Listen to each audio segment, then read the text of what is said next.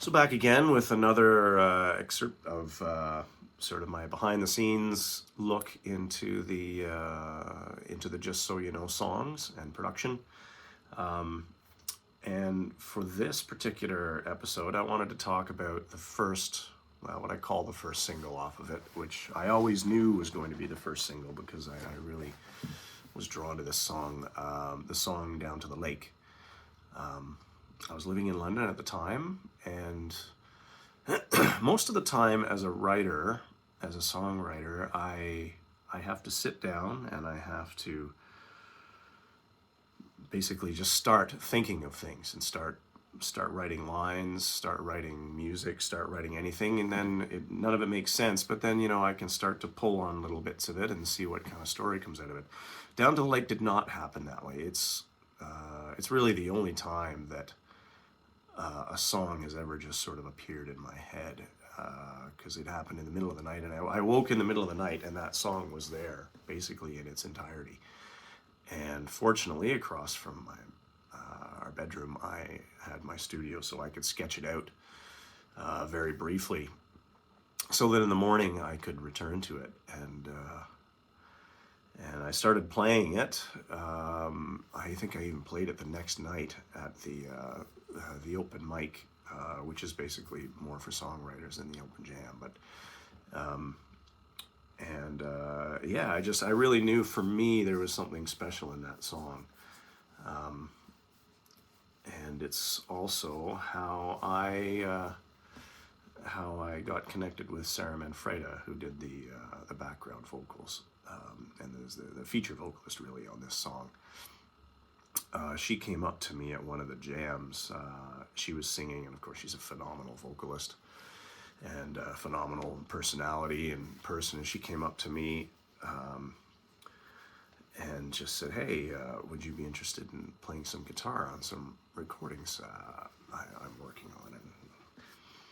And I said, "Well, that'd be great. Yeah, I'd be happy to do that." I was first quite flattered because, of course, there's some phenomenal, incredible guitar players at that jam that I really look up to, like Ben Witherstone and Harry Quinn and Michael Harris and these people.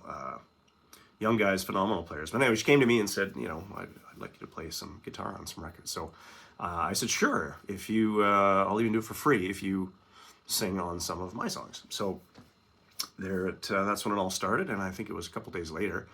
We were at my studio starting to work. I think we initially worked on some of her stuff, but and then she really liked that song. She always liked it, and we performed it together several times over the course of our experiences at the Castle Inn jam in West London. And so that song, I'm just going to sort of walk you through a little bit about what that song has in it, because there's several things that I thought were really, that elevated it. Firstly, the horns, I guess, because it literally is the first thing you hear in the song. And these were done by Henry Lowry. He's another friend I made from those days, and he's an incredible trumpet, and I think there's a cornet. One of the tracks is a cornet as well, that he played on this song, and he put all the harmonies together too. And oddly enough, it's not even his first instrument. He was a pianist before that. But anyways, so let me just play you the introduction trumpet tracks isolated, and you can sort of get a handle on the different parts that he has here.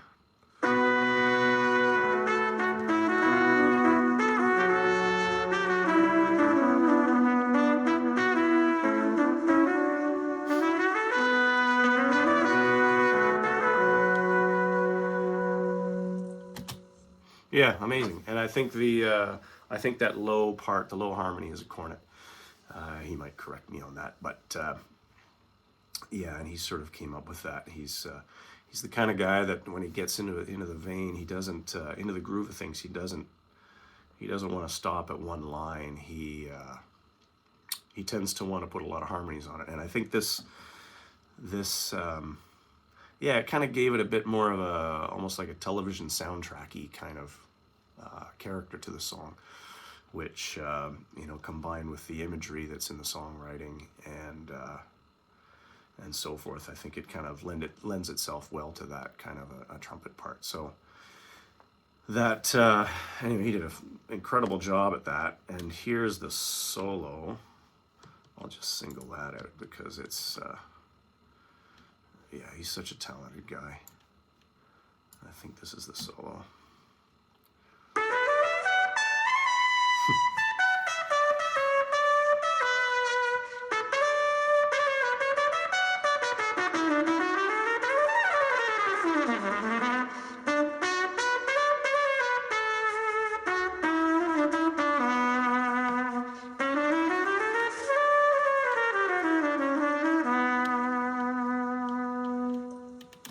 Yeah, I love that. You can hear his vibrato really clearly, and you can hear his the valves on the trumpet as well.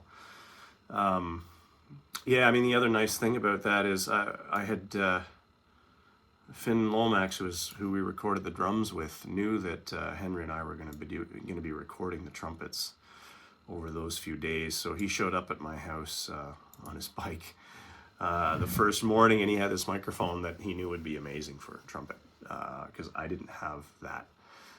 So he said, "Here, take this. Give it back to me later at the pub." So that really helped because again, I'm not really a producer, so it helped at least to have the right microphones to help cover up any of my production mistakes. Anyway, kudos to Henry because he's amazing at this. The next part that's probably worth going into is Sarah's vocals, because she, like I said, she really liked this song from the first time. I used to play it acoustically a lot, and it's the kind of song that really lent itself well to being a completely unplugged kind of a song. That's normally the way I write anyway, but that's where it came from. So she went away with sort of the dry version of it and put together her vocal parts. And I guess I'll start with these little bits. And it really highlights what an amazing singer she is. Hopefully I got the right thing here. That's just the part, the pre-chorus.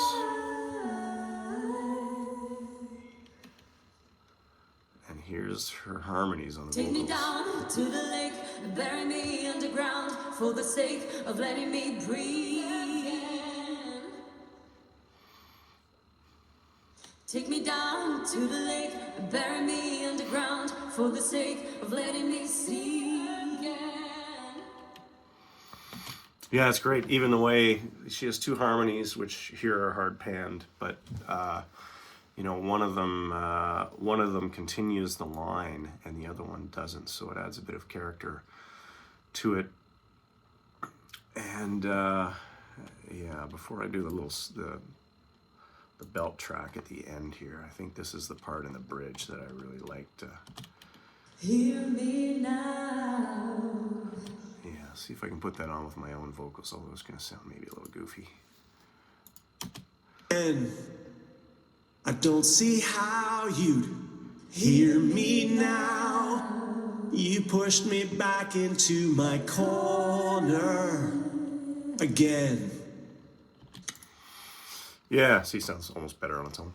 So, yeah, and here's the outro bit, which she put together as well. So there's a number of things going on here. There's the two harmonies that she put into all the choruses as well. There's just a belt that she does that, and this is the thing with, I'm not a singer and I've never claimed to be a singer. So I kind of do my best, but a lot of the times I feel at the end of a songwriting process, a lot of my songs need something to elevate it, and normally that is a vocalist to perhaps take it to another level. And so Sarah did exactly that with this belt track. And I also, if you listen to the album, I really like big endings. There's a lot going on in the endings of most of the songs on the album. There's multiple parts, there's a lot more guitars, there's a lot more instrumentation, there's a lot of different vocals going on. Even my own, there's tons of different vocals going on in a lot of the songs. And so this is not an exception at all because it does have a sort of bigger ending. I didn't kind of blow it out too much because between Henry's little trumpet parts and Sarah's big vocals, it made a difference. So here is all the different parts she put together for the outro of this song. And especially the belt track just really elevated it and gave it something at the end. And here it all is.